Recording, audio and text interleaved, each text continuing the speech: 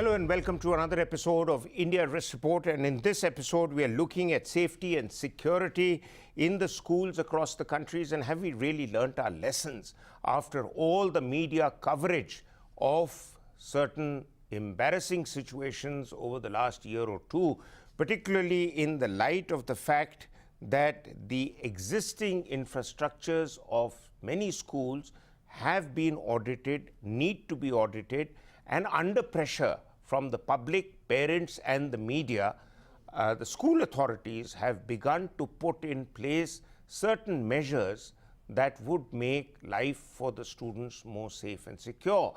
However, big questions still remain as to what needs to be done and if the right things are being done. And we have with us an eminent panel today, which is inclusive of Professor J.S. Rajput, who is an educationist and a former director of the NCERT and a Padma Shri recipient. Welcome on the show, sir. And we have the very highly decorated Dr.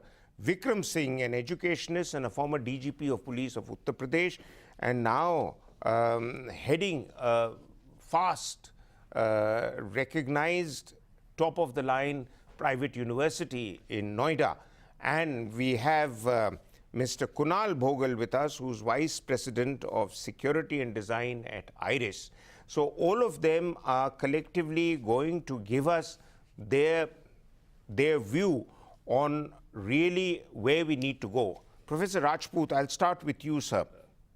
What improvements have really taken place over the last year or two, and what improvements have come because of public pressure, media pressure, or these improvements were part of the ongoing process of improving the educational safety environment for the average student who goes there? You see, most of the discussions and most of the initiatives have been confined only to public schools. At the state level, not much has happened. Things remain as they were, and this is the area which concerns people like me most. After all, a school requires a lot of action for security only at the school level. There is no dearth of guidelines, there is no dearth of circulars, they are issued regularly and nobody cares about them. But what you need is, you need a full contingent of teachers in schools, you need guidance counselors in schools, you need interaction with the parents at regular intervals, you need to talk to parents, and this is very essential. You use your technology. For example, at the entrance you can use it, other places you use it, but within the classroom, it is the teacher which brings in, inspires, who brings in the interaction and confidence in the child. That confidence is missing. The teacher-taught relationship, the teacher-taught ratio are directly connected to security, the angle that I would like to present here. Unless until you establish a rapport between the three, the teachers, the taught and the parents, those efforts are not taking place at adequate measures. There are no orientations for parents, there are no orientations for teachers, and the worst thing that is, why should we not have given importance to leadership in these schools? Principal, headmaster, that makes all the difference.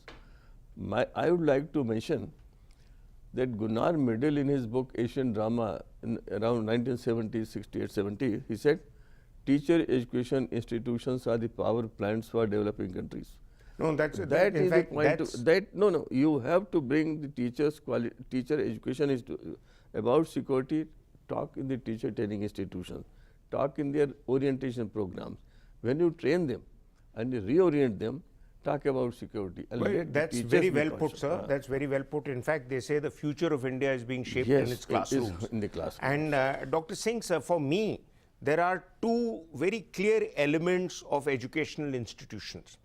One is the physical security of the mortars, bricks and the infrastructure, which is through technology, through boundary walls, through various CCTVs and various measures. And the other is the emotional security of the student community. You are well versed in both. Having been a police officer, you have an eye for those details. Having now been in the position of heading a university, you again have an eye on understanding the student-teacher relationship. Could you quantify? Obviously, Mr. Raza, I thought I'll be the only one to start with a note of pessimism. But the statements given by Professor Rajput, if he is feeling so, the logic and the statements given by him are most disturbing and disconcerting. I would say we have made a beginning, but we have miles to go before we sleep. The physical security is a very small aspect of security. The largest security is when I provide emotional security to those in my care. And to that extent, the stakeholders are, as Professor Rajput has very clearly mentioned, the teachers, the taught, and the college administration. And the tripod, this tripod has to be reinforced at all levels. The parents feel that they have paid the fees, put the children in the college, and the job is over. No, you get as much in an orphanage. If you put your child in a college or a school, the first step is there. The teachers, there's always the best way of doing everything, not the shoddy way. I would rather the teachers focus all their energies and time on the students in the charge and not concentrate on coaching institutions. The checks and balances and the inspections, which have long been given away for the last 50 years, you may recall that the inspections by the Deputy Inspector of Schools was some kind of a visit by General Dyer. That was some kind of an aura associated. The inspections, the annual administrative report, the flaws. Do we have any of them? I'm sorry, we don't have any of them. So, taking Dr. J.S. Rajput's pessimism still further, that the checks and balances and the circulars are there. What we need is a faithful implementation, which is lacking today. Very well put, sir. But Kunal, I think that's where we come in. The checks and balances are lacking. But are audits being carried out effectively? If the audits are being carried out effectively, are they being communicated beyond the boundary walls of the school to all people concerned, such as stakeholders that are the parents themselves? Is it being made public in the media also? Therefore, because somebody who orders an audit says कि नहीं इसको ज़रा confidential रखना, but unless there is more noise and more public debate on the subject, that an audit has found that a school, for instance, still has a large number of cases, not just of students ragging, but the harassment of teachers by students also in many institutions. So, where are those audit reports? Where are we as far as the audits are concerned? I mean, 2 years or more is a fair amount of time for getting our act together. No, you rightfully said, though there are guidelines to conduct these audits, but we can't just solely rely on guidelines. If you actually go down to grassroots, every school is different, their environments are different, right? So an assessment has to be done that what will this audit actually encompass? What are the different parameters of this audit, which is very specific to that school? Ground realities are very different, like the way you were saying that there is currently no platform to integrate people who are outside the school as well as inside, and not just the children, right? So we actually focus more on getting this act together wherein people are integrated and there is the right amount of information sent out in the public domain as well as the authority at the right time. So, so yes, currently the relationship between an auditor and the school is sacrosanct, and this information is very proprietary to the school itself. But I think it has all got to do with the law of the land, wherein the school should communicate where do they stand in terms of their audit points, in terms of the findings from a third party, and how should they improve themselves better. Okay, Professor Rajput, I go back to an original point that you made, which was very important. It is the training of leadership. The leadership within schools, the leadership within the classes, and how that training could also include an awareness of addressing the security concerns within their setup. You see, there is a very small point which has a very huge implication. There are 10 lakh vacancies of teachers. More than 80% principals are not regular in the government schools, and same applies even to Delhi schools. Now, we have ignored the whole thing. If you ignore the system as a whole, then obviously you cannot just improve the security aspect in isolation. That is to be considered. It has to be a totality, and that totality we have not attended to. This is best explained by the fact the Right to Education Act, it was to be implemented fully within 3 years by 2013. Now, 90% of the government schools should stand derecognized because they do not fulfill the norms prescribed by the government, accepted by state governments. Now, this dichotomy, neglect of education system, neglect of schools, neglect of leadership. I would insist that a school would be secure if the principal is fully trained, committed and competent. That is what we have been trying in many places, but you can't do it. Central government alone cannot do it. States have to take this responsibility. Every school is a sacrosanct place. The audit report is not something which should not be made public to everybody. Every parent should know about it. Everybody should know about it. These things we are ignoring, and that is why the total environment in the school is not conducive for the child to feel free, to feel good, to feel joyful and learn. Now, if this is not there, things will definitely deteriorate on many aspects. Dr. Singh, sir. Dr. Singh has made out a very good point. Now, if there are teachers under stress and strain, if he has to work for 2 or 3 others also, and then this coaching system, the tuition system, all this is impacting the total environment, and therefore it has to be viewed in totality. Dr. Singh, Professor Rajput obviously knows what all needs to be addressed and needs to be talked about, but do you feel that we are faced as a developing nation with the devil's alternative, that either have complete quality control or just impart any form of education, at least get on with the ability of the person to read and write, and therefore these shortcuts are coming into play? Certainly, Mr. Raza, please let us go back to the words of wisdom of Professor Rajput, what he has said and what he has left unsaid. Everything is perfectly doable. It's difficult, but certainly not impossible. There has to be a beginning someday. Let us at least make a beginning today, an honest beginning today. It is not rocket science if we were to have good pedagogy, good training, good classroom, smart classrooms wherever it's possible. What happened in Gurgaon, in one of the primary and the best schools, supposedly the best schools of India, is the classic case of what not to do. It is not that we did not invest, it is perhaps we did not apply our minds, our attention and our thought. It is not rocket science to have a perimeter security. It is not rocket science to prevent this establishment of a liquor vent next to the school. It is also not rocket science to say that you should be hobnobbing with the antisocial elements and not to have CCTVs where you need to have them, and then to hobnob with antisocial elements and to have a nexus with the local police. What you need to do is important, but what you do not need to do, perhaps start doing that is equally important. Thank you very much. I think we are really being able to cover a lot of ground on this very sensitive subject, but we'll be back after break to look at the importance of technology, the importance of certain interactive measures, and the importance of looking at examples elsewhere in the world, and can they be implemented in India. But that after break.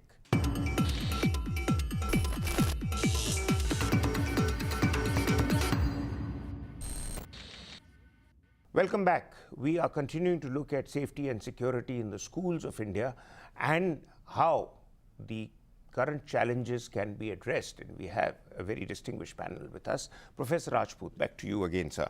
It is said that technology across the world in various areas, not just education, helps overcome many human shortcomings. Do you subscribe to that, or do you feel that this is better said and implemented in the big cities of India, and in the small towns of India where you can barely produce a teacher, technology to bahut dur ki cheez hai? I am of the opinion that change is everywhere, everybody knows. And Thomas Friedman wrote recently, this is the age of accelerations. That's fine, but not every change brings progress. This is to be kept in mind when you are going to use technology. Technology can be used, it should be used at certain places. It cannot be used in certain places. For example, I have read in newspapers that Delhi government is going to put a CCTV in the classroom, and it will be connected to the parents also. Now, if a child just picks the pencil of his friend and puts it somewhere here, he will like to enjoy it. But Pitaji shaam ko kahenge nothing doing, shararat nahi honi chahiye. So this will be a misuse in my use it, but apply your mind. First of all, you have to provide the basic necessities in schools, every school. And unless until you do that, technology could also be misutilized. A lot of work is required to be done to train teachers how to interact with children and parents so that technology is not misused. A lot of misuse is taking place. Human element shall always remain prominent, at least for the next 40, 50 years, as I can envision, whatever technology comes. And many places technology will have to be discarded, and technology is not necessarily available. All we talk of internet, we talk of computers. Go to the schools in rural areas and see what is happening, what is the fate of computers. So this is a very tricky area. One has to be very, very sensitive in thinking about it. A lot of policy initiatives are necessary, but misutilization has to be checked. This is my very, very well brought out. So actually we need to do this very tough balancing act, which is often the hardest part to implement. Dr. Singh sir, from a law enforcement perspective, there is a need to strengthen bylaws and codification norms for educational institutions. Is there a need really? If so, can we make them into a standard and preventive checks and steps that become measures which need to be implemented across the board? Or how do we do the balancing act between the haves and the have-nots? The aviation industry finds it very easy to have across the board tough checks, but that is the aviation industry. The education industry has huge variations between the haves and have-nots. How do you balance it? I'm happy you've raised this point, Mr. Raza. Necessity is the mother of invention. I would rather not. There are so many institutions, there are so many organizations that have an overview in the schools, but primarily 99% of our problems are covered by the Juvenile Justice Act, the POCSO, the Indian Penal Code, the CRPC and the NDPS Act. Give them a checklist of just 5 sections each, and in 20 sections in an A4 sheet, you will have given 99% of the problems that a school and a child can possibly encounter. And that extent, I think if you ask any principal what is the meaning of NDPS and what is a psychotropic substance, the principal would not know. Every tailor outside the school, 50% of them are peddling drugs. What is molestation? They would not know the difference between 294 and 154 of the Indian Penal Code. Tell them what is legal and what is illegal, what is a good touch, what is a bad touch. And if you have done that, I think you will have started on a good note. Sir, as a police officer, would you disagree with the idea that the police needs to assist the school administration? For example, it is not just the boundary walls, but beyond the boundary walls, there is perimeter 1, perimeter 2, perimeter 3. So that area needs to be sanitized of all these unworthy elements who influence the mind of the child and their activities. Can the local police help with that? What a fantastic question. I remember when I joined service, the instructions used to be in Urdu and said कि बदमाशान की मौजूदगी institutions के आसपास इर्द-गिर्द नहीं होनी चाहिए. The word बदमाशान, it was the job of the SO to contact the principal once in 24 hours. Ask any SO in the NCR if he has ever seen what a school looks like, what a principal looks like. What to talk of the Badmashan, it was the job of the SO and the SP when he visited the district or the DIG to meet the principals and tell them any problems of eve teasing, any problems of bullies and local gundas. I think the police need also to put their act together. Very, very, very well put, sir. Okay, Kunal, now you've heard both the experts. Now there are two things that come out. Professor Rajput's view is about technology can only do that much. The human element will still remain preeminent as far as education, at least education in India is concerned. I mean, regardless of our obsession with computers and laptops and whatever else, but in terms of security and safety, the human element, there's nothing like alert eyes and ears.